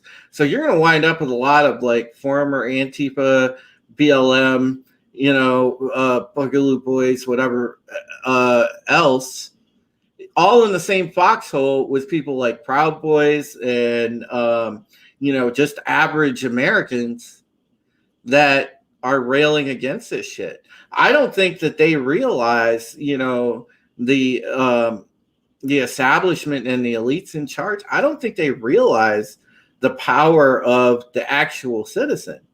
They're sitting there, and they are shaking in their boots right now.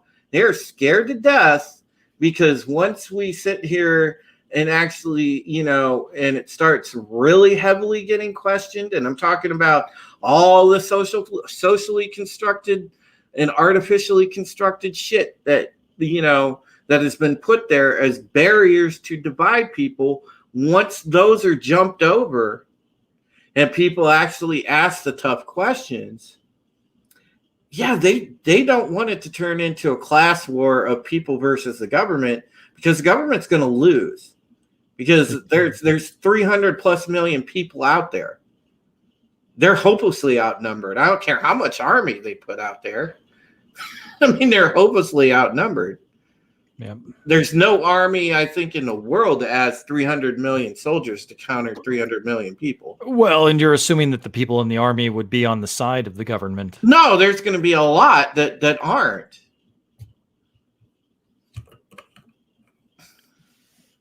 Wow. Yep. I mean, they're carrying on like this thing was just a, regular, it was a legit election. It was all legit. All right. You want to put this in perspective, folks. Hold on. Let me, there's another There's another tweet I could pull up. Let me find it because this was a good one that I saw yesterday. Now, but let me. Hey, none of your business. Hey, Nunya, what's going on, buddy? Let me see. Just bear with me, folks. I got to search Twitter. Ara says, "Oh, I think they are very aware of the threat of the average citizen that's not indoctrinated. Hence the rhetoric we are hearing and over-the-top military force at the Capitol." Oh, Okay. yeah. Okay. Let me share that. Let me share this one. Okay. A nice little tidbit here. And obviously, I would never vote for this guy, nor do I agree with him on a lot.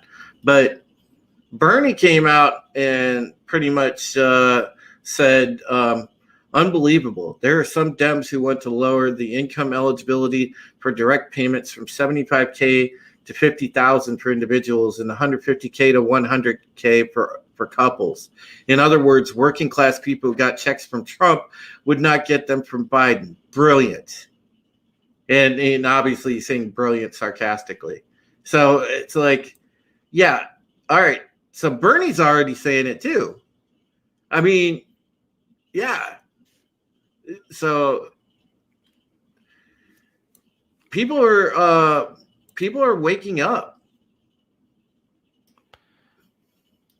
Well, hopefully, we have the right people waking up, and that when it comes to implementations of some of these policies, that they'll wake up. I mean, hopefully, this Time magazine article will wake people up. Well, I don't agree with Bernie on a lot, but Bernie's pretty consistent in being pretty like anti-establishment. So I will give him that. So yeah, he's I mean, they go out of their way to derail him all the time. So Tehillim 29 says, "I wouldn't be surprised if Bernie would spill the beans and go out a patriot." No, you know what, Tehillim, he's a wild card. He might, but in the end, I think that they kind of got him by the balls because he's easily browbeaten, which is a problem with Bernie. Like he'll come out and he'll say stuff like that, and then they can browbeat him right back into submission. He's not really. I don't think ultimately he has the sterner stuff needed. But either way, he's putting out the message, which is like, wow. I mean, it's just crazy to see. But yeah, it's gonna take a lot of people waking up and continuing to educate people, and it's like I think somebody had said that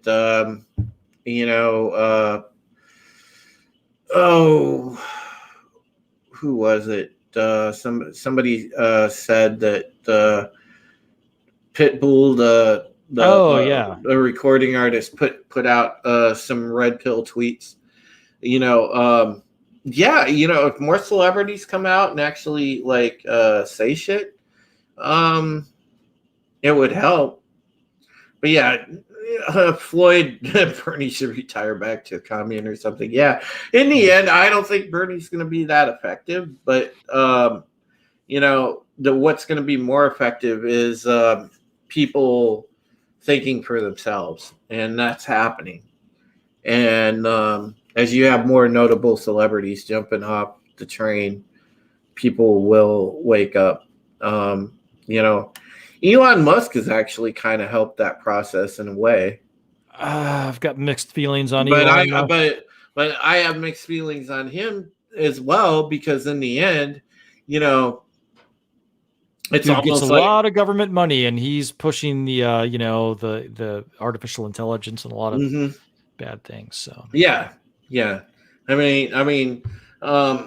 Elon can be great in some ways, but in the end, essentially he's still like on the side of building Cylons, so that doesn't help.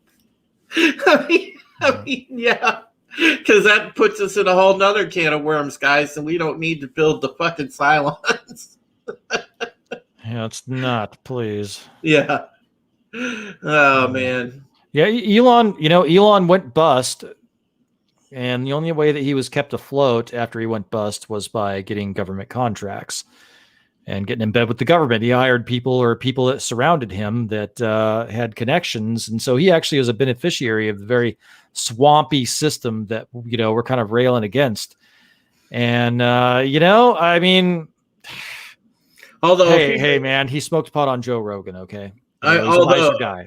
Although if he wants to, if he does want to build like those hot, sexy skin job Cylons, I don't know, I might give in. Because I do, because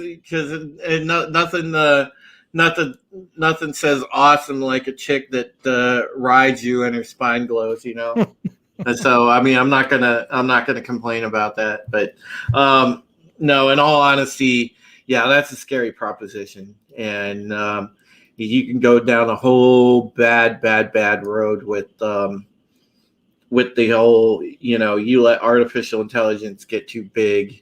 And then you're getting into the Pandora's box of technology and versus humanity, and that's never good. Unfortunately, they're testing the mind control on pigs right now. So none of your business. I think you might want to wait a while unless you want. None of your business. I'll take 2 of the Asia model. Yes, if they look like Grace Park, yes, none of your business.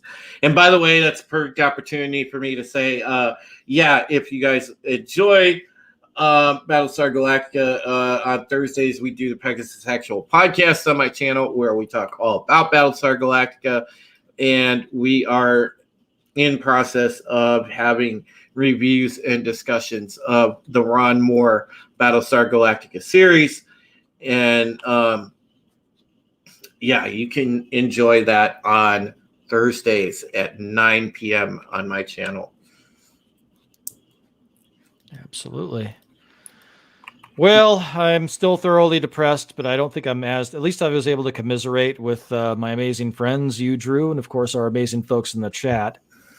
Give me some hope, Drew. Give me some hope. Listen. It's like one of those things, and those of you guys and gals in the audience that remember that song from the 80s, so Mike and the Mechanics, Silent Running.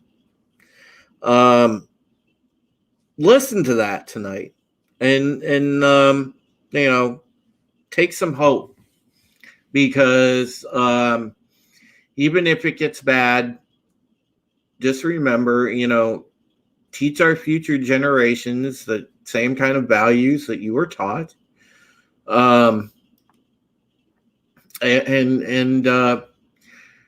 and teach real history and how meritocracy, things of that nature. Instill those values around, and we'll be okay. We'll be okay. Make sure that the children and their children's children know those kind of values. As long as we're still instilling those kind of values and encouraging free thinking among the kids and young folks that are essentially going to replace us, we'll be okay.